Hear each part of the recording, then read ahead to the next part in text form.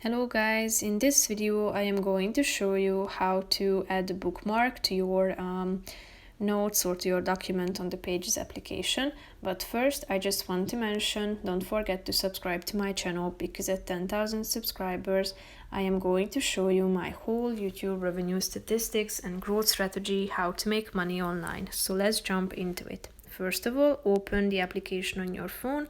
Tap on the browse icon down below and click on my iPhone. Then select the document. Then tap on the three dots icon. Scroll down till you find the bookmarks section.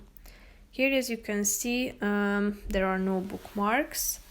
If you go back and tap on the relevant part of a document, you should click on this last icon in the middle of the screen. Scroll down till you find the bookmark icon. As you can see, you have added a bookmark to this section.